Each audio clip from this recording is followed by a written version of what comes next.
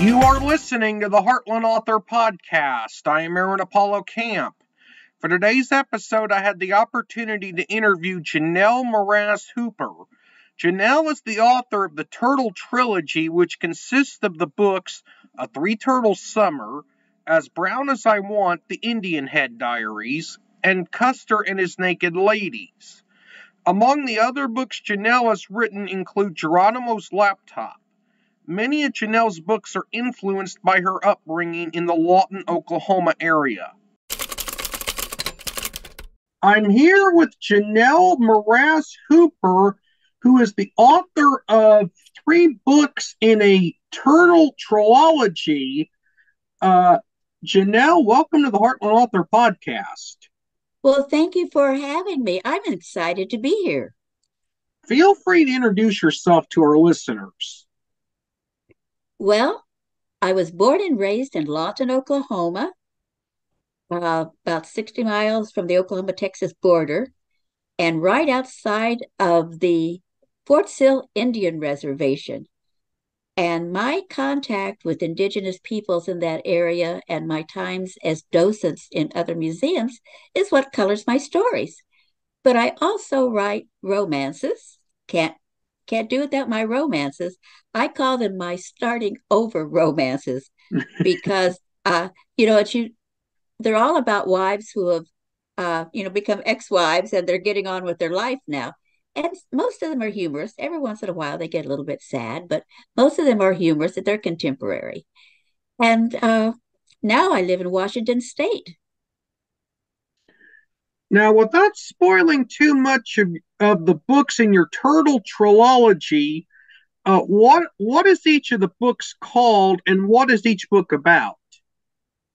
The trilogy, Aaron, they're based on my family. The first one is A Three-Turtle Summer, and it starts out with me as a child and my mother and her sisters as young women. And with humor and being very cagey, they helped my mother to escape from a bad marriage. And then the second book, As Brown as I Want, the Indianhead Diaries, is my story as a 7-year-old trying to deal with my father, who's taken out a large insurance policy on me to try to get money to put into his ranch. And it's got a lot of humor. It's got a lot of humor and a lot of sadness. But something about when I write, the humor comes out, even though it's sad. It's just my attitude, I guess. And then the third book is mostly fictional. It's called Custer and His Naked Ladies, and it got me in a lot of trouble because when the censors saw naked ladies, they put me in the erotic section of the book, of the list of books. And in reality, Aaron, naked ladies are a lily in Oklahoma. And Custer turns out to be an old yeller dog. So there's nothing dirty going on here. But anyway, the story's fictional because by then I had grown up and had, married and had a happy family. And so I had to kind of make up what happened in the last book. But the thing I like about that book is that it shows the women in their senior years, the same women that I started with in A Three-Turtle Summer are now senior citizens. And it goes on with their life. And I just absolutely love their personality and everything, even though lots of it is fiction in the last book. It copies what they would do in the same situation. Now, a book outside of your Turtle Trilogy, I believe, is called Geronimo's Laptop. Is that correct? Yes, Aaron, that's my newest book. It just came out the end of May.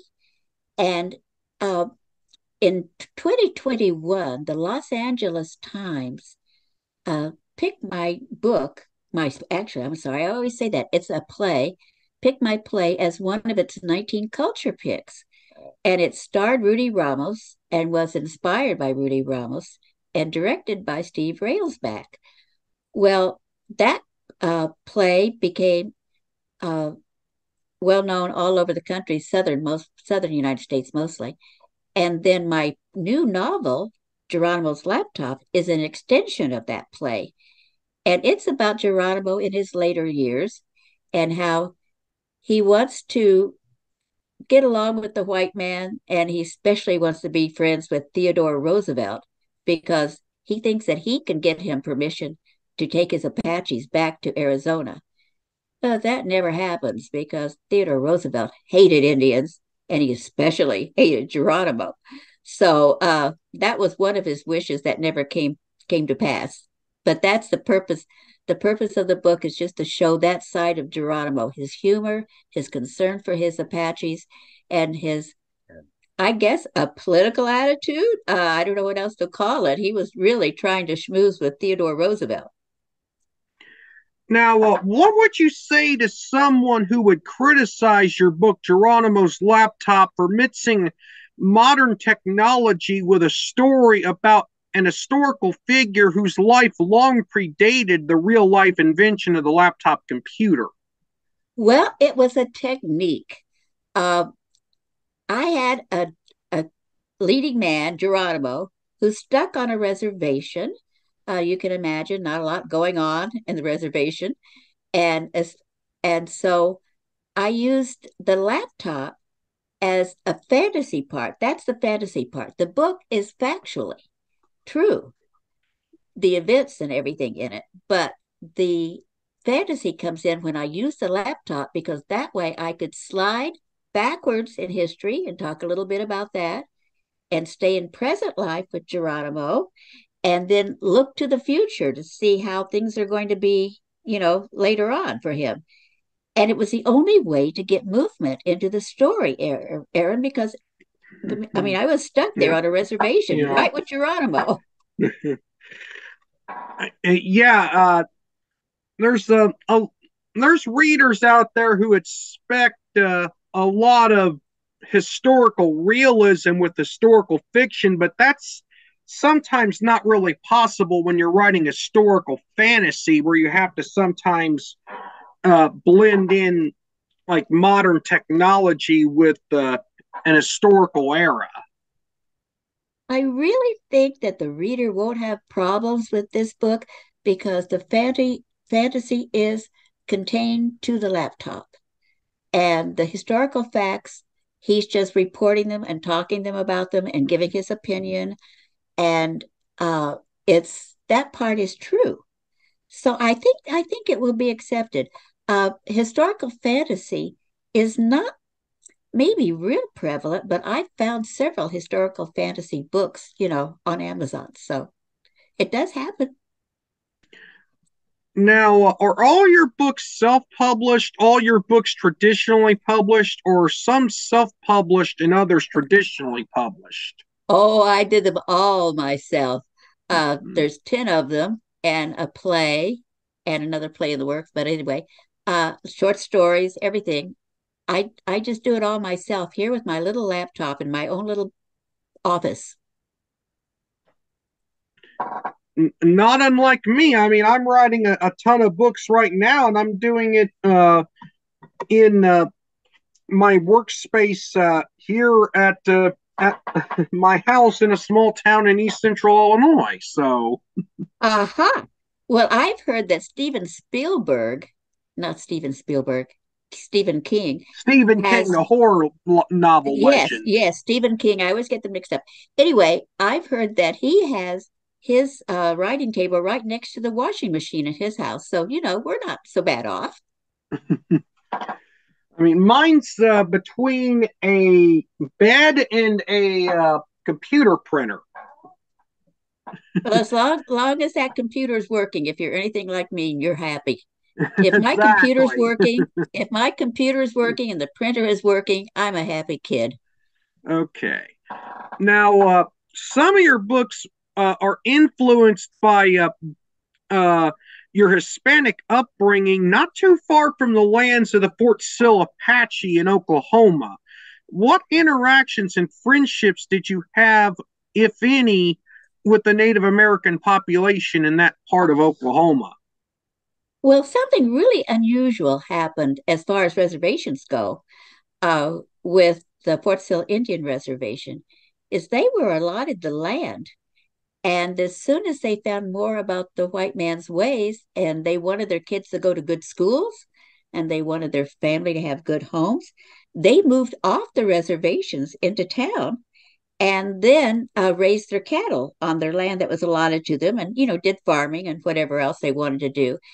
And so the different Indians and the different tribes mixed in with the Hispanic people. I mean, we just got along. And my mother had friends in the Comanche and Kiowa tribes. And whenever they had a powwow, they would always tell us, "Hey, we're having a powwow." And sometimes they'd even pick us up and drive us there themselves. And so I grew up with indigenous people, but my mother was the first one in the family that I think really did things with them. She was on a softball team and she knew them and she did sewing for them. She was a fabulous seamstress. And so they would come to her whenever they needed something sewn. And they were just great friends. And they were friends until my mother's death. Now, in addition to your work as an author, you've touched on this a little bit, but you're also a playwright. Now, what was the first play you wrote? And could you give us a little preview of the second play you're currently writing? Well, of course, the first one was Geronimo, Life on the Reservation. The second one is a really fun little piece. And it's two old cowboy, well, a cowboy and a cowgirl retired in Lawton, and they're gardeners, and they are competitive. Whatever it is, like one year it's roses, the next year it's tomatoes, and uh, they just do not get along. He just cannot stand this woman because she won't be bossed around by him. And she wants to go out and feed her cats. And if she has her nightgown on and her robe over the top of it, I mean, she's covered, but he just has a fit. And so it's about their relationship, and it's got a lot of humor in it. So that's the one I'm working on now. And so far, there's just two, and I hope to do more. Now, you, as I understand, have some autoimmune health issues. Is that correct? Oh boy, do I. Now, how do those health issues affect your daily life? They control my life, actually, but it's okay. Uh, I do better at home. I'm in a wheelchair a lot of the time.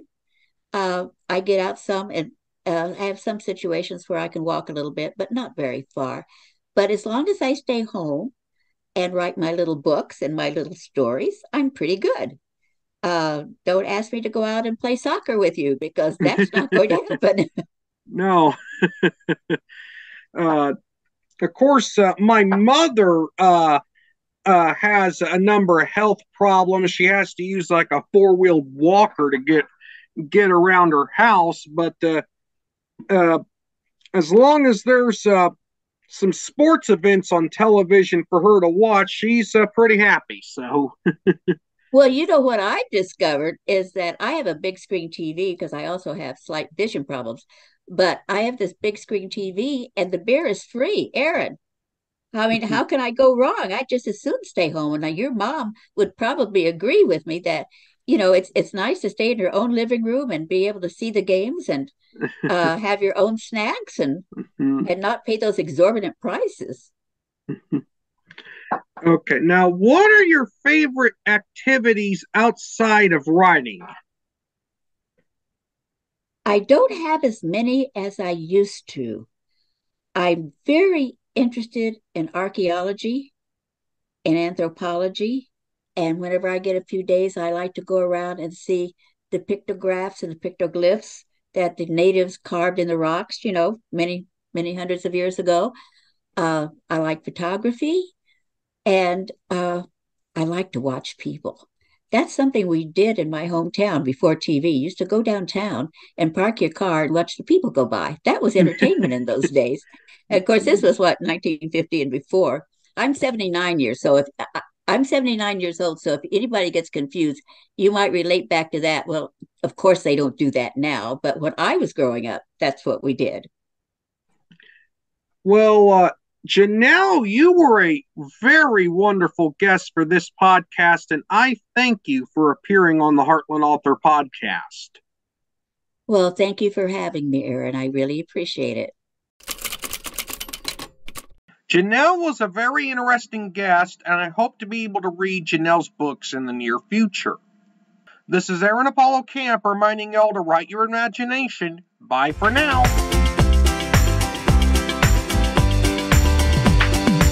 You can learn more about me and my book writing projects at campaaronapollo.wixsite.com/authoraac. You can follow me on Twitter and Facebook at AuthorAAC and on Instagram at AACScribe. Copyright 2023, Aaron Apollo Camp, all rights reserved. This podcast episode is intended for the private listening of our audience. Any reuse or retransmission of this podcast episode without the express written consent of the podcast host is prohibited, except under fair use guidelines. Royalty-free music and sound effects obtained from https://www.zapsplat.com.